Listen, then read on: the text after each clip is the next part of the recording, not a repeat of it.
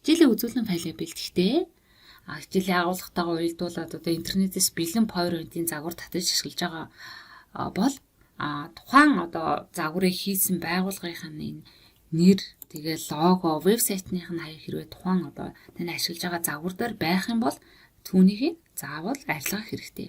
За жишээлбэл одоо энэ 24 слайдсээс татсан юм дээр энэ 24 гэсэн юм бичгнүүд байгаа тааз энийг заавал арилгах хэрэгтэй. За манай багш нар одоо өмнө хийжсэн ингээд дадлага ажил дээр хийжсэн хичээлүүдийг харахад энэ одоо юунууд нь ер нь арилгаагүй харагдчихлээ. Тэгэхээр та бүхэн маань хичээл ээжтэй заавал үүнийг арилгах шүү заяа. За ингээд хоёр энэ дээр ингээд тухайн бичиг юм уу лого зурган дээр нь ингээд дарахаар эн чинь идэвч байгаа. Тэгээд гараас дэлхийд гэсэн товчиг дарчна. За одоо энийг арилгах. Энэ хэрвээ ингээд ямар ч идэвч байхгүй ингээд арилгахгүй байх юм бол та бүхэн веб дэсний энэ слайд мастер гэдэг энэ мастер хуудсан дараа эднэрийг ингээд бичиж өгчихсөн байдаг байхгүй юу?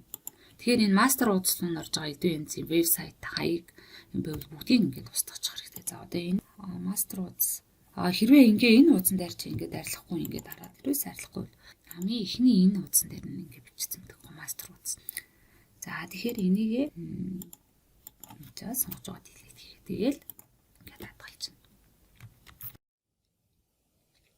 Захим хичээл болоод үзүүлэн файлд ашиглаж байгаа зурагч ерөөсөө ийм одоо тамгатай байж болохгүй.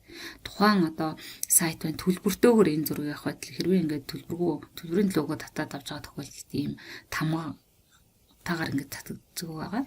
Тэгэхээр багш нь 2 руу 3 дахь хичээл дээр нь зургнууд татаж авах линкүүд тавьсан байгаа. Тэнд тавьсан байгаа линкүүд дээр дараа та бүхэн өөрийнхөө хичээлийн агуулгатай холбоотой зургийг татаад авахд ямар нэгэн ийм одоо тамга тэр бол байхгүй. Ийм гой зургнууд татаж авах боломжтой.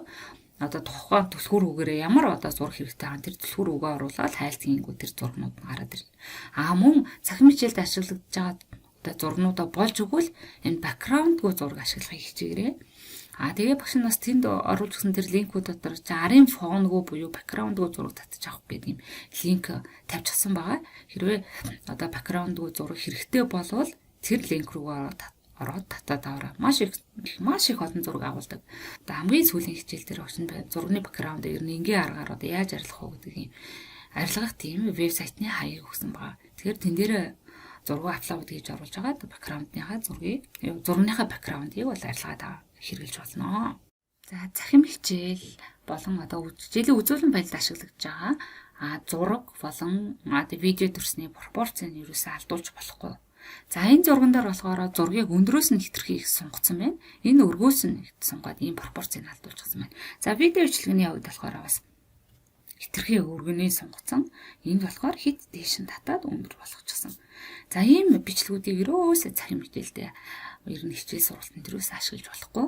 Одоо хичээлээ хийхдээ, захим хичээлээ хийхдээ хэрэглэж байгаа зураг болон видеоныхоо бол яг пропорцийг алдагдуулахгүйгээр өргөн өндрөөс нь жигд одоо ингэж басгаж, томруулж хэрэглээрээ.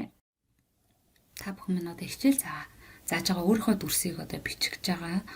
Эсвэл одоо ингээ үзүүлэн файлдаа дуу оруулан тайлбар уншиж байгаа тохиолдолд өөрийнхөө байж байгаа өргөөний одоо шуугаан элдв янзын чимээ гарахгүй байхаар тийм хүслийг бол өөртөө бүрдүүлээрэй. Дээр нь тэгээд болж өгвөл микрофон ашиглалаарай. Хэрвээ микрофон байхгүй бол мэдээж компьютерээс 30-40 см-ийн зайтай байрлал нь утас компьютерээс тэгвэл шууган арай бага бичигддэг байгаа. Тэгээд сүүлийн үеийн одоо гоё үзүүл сайтай нөтбүк гар утаснууд бол ямар нэгэн шуугангүйгээр гоё бичдэг байгаа. Тэгээд дүрсээ бичиж явахдаа мөн гэрэлтүүлгээ ашиглаарай. Гэрэлтүүлэг аль болох гоё гэрэлтэй өрөөнд та бүхэн бичлэгээ хийгээрэй. За тэгээд хамгийн чухал зүйл бол одоо захим хичээлийн үед дууны шуугааныг бол маш сайн дарж өгөх хэрэгтэй. Царигсан янз бүрийн шуугаануудыг тэгээд бидний одоо ашигладаг Active Presner гэх програм дээр бол энэ шуугааныг дарах зорилттой ийм түүл байгаа тийм ээ. Тэгэхээр тэр түүлүүдээ ашиглаад энэ шуугааныг аль болох дарж өгөөрөө. Эсвэл өөр одоо ингээд видео бичлэг энэ дууны шуугаан дардаг тийм програмуудаар хэрэг ажиллаж чаддаг бол тэр програмаа ашиглаад шуугаанаа дараад захим хичээл сургалтандаа ашиглах хэрэгтэй шүү. Одоо видео бичлэг дуугаа та бүхэн захим хичээлээ бүр эцсийн байдлаар ингээ хийгээд яг бэлэн болчлаа гэсэн тохиолдолд энэ Active Presner гэсэн энэ логог бол дарж өгөрөө.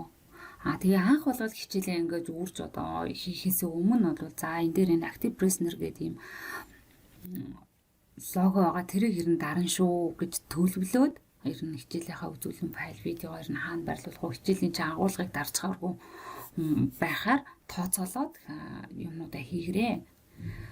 За тэгээд бид нар нөгөө active prisoner дээр одоо дууны шуугаан дарах, янз бүрийн бүрсэлгэгт тэгэл янз бүрийн одоо ногоон кейбэ цолт энэ төр хэрэглэж байгаа тохиолдолд энэ лого бол заавал гардаг байгаа шүү. Яг л эдгээр нь төлбөртэй хувилбар дээр ашиглах юм бол арилдаг юм учраас. За та бүхэнд амжилт хүсье.